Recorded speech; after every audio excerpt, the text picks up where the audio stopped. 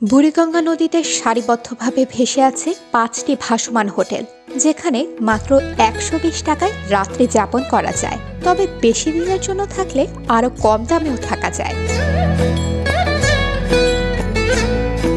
ভাসমান হোটেলের ঐতিহ্য বেশ পুরনো। একটা সময় বুড়িগঙ্গার বুকে ভাসত অসংখ্য ভাসমান হোটেল। এসব হোটেলের সংখ্যা এখন কমে এসেছে, যদিও এসব হোটেল তেমন মানসম্মত নয়। তবে এখানে অনেকে মাসের পর মাস থাকছে।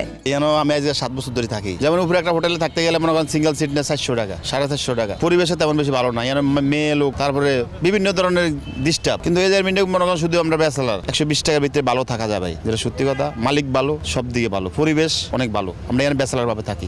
কম টাকায় থাকতে পারার বাইরে ভাসমান হোটেলের বিশেষ বৈশিষ্ট্য হচ্ছে কোনো দরিদ্র মানুষকে টাকার অভাবে ফিরিয়ে দেওয়া হয় না। হোটেলের কোনো এক জায়গায় তাদের মাথা গোঁজার একটু ব্যবস্থা করে দেয়া হয়।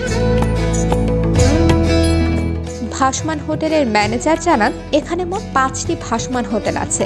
এসব হোটেলে ৩৫ থেকে ৪৮ জনের থাকার ব্যবস্থা আছে।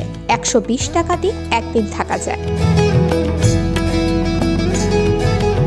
শরীয়তপুর মুসলিম হোটেলের গ্রাহক আব্দুল কুদ্দুস বলেন, নিম্ন আয়ের মানুষের থাকার জন্য এই ভাসমান হোটেল ভালো জায়গা। রাতে এখানে থাকি, দিনে ব্যবসা করি। যেহেতু সদরঘাট মনে করেন যারা কাজ করে, সদরঘাটে আপনি মাল বেচে, মানে ফল টল বেচে, ওনারা থাকে। দেখা গেছে মাল কিনতে আসে চকে, কোনো গ্যাদারিং নাই, কোনো হইচই নাই, কোনো বাইরের কোনো লোক আয় কোনো আড্ডা দিতে পারে না এই জায়গায়, কোনো মাদক ব্যবসা নাই। আর উপরে একটা হোটেলে থাকতে গেলে নারী দেখা গেছে অনেক কেলেঙ্কারি ভাই। ঘন্টার ভিতরে মনে করেন আমার মনে 50 পুলিশ উঠতে আর 50 বার যাই দরজা টাকা তো কি ভাই, আমি তো সিঙ্গেল রুমে একলা মানুষ, অসুস্থ মানুষ, কাছেরি আছে, আমি কি কইতে সেরিয়ামটা। কিন্তু আমরা এদের তো থাকতেছি ভাই কত সুন্দর ভাই, একবার মনে করেন ব্যাচেলার ভাবে মেস সিস্টেম। মনে করেন যারা মনে থাকে, দেখা গেছে কিছু লোক বাইরে খায়, আবার কিছু লোকে মনে করেন ভিতরে খালা ভাত নিয়ে আসে, খালার ভাত খায় ৭০ টাকা করে রায়। অনেক ভালো আছে ভাই। একটু শীতকালে একটু ডিস্টার্ব, আপনার নদীর পানিটা কালো হয়ে যায়। আর বর্ষার দিনে মনে করেন পুরা ফ্রেশ। যারা গেছে পাকিস্তান আমলে মেজর শফিউল সাহেব এসব ভাসমান হোটেলের লাইসেন্স দিয়েছিলেন। এখন BIWT এর অধীনে আছে।